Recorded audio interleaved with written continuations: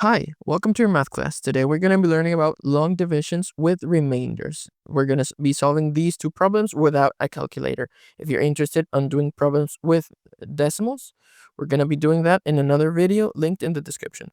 Or if you're interested in basic long divisions without remainders, we did that in another video and it's going to be linked also in the description. Okay, we're going to be doing these two problems. These problems are very similar to the first video, in which we have a number outside the house and inside, another number inside the house. The procedure is very similar. The number outside the house is going to ask the first digit if it fits. The 8 is going to ask if it can fit in 2. Can 8 fit into 2? And the answer is no. It cannot fit into 2.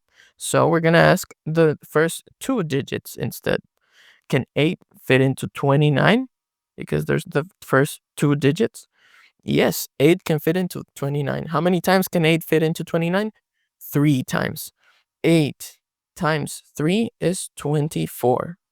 And we're going to subtract this operation from the 29. 29 minus 24 is 5. We're going to bring the next digit down, so 9. And we're going to ask, how many times can the 8 fit into the 59?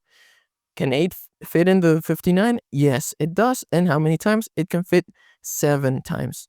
8 times 7 is 56. So we're going to add a subtraction, and 59 minus 56 is 3.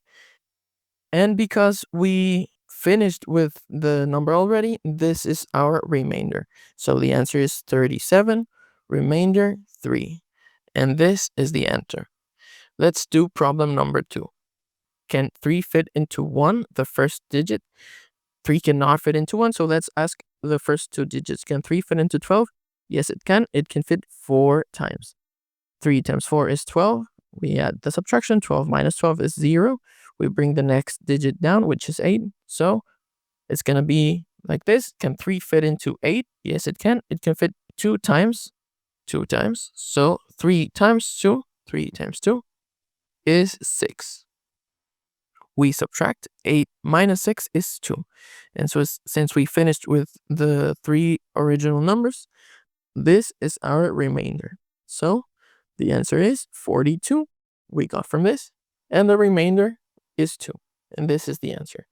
And this is how we solve problems with long division with remainders. And that was today's class. I really hope it helped, that you learned something, and that you do great on your exams. See you soon, and God bless you. Bye-bye.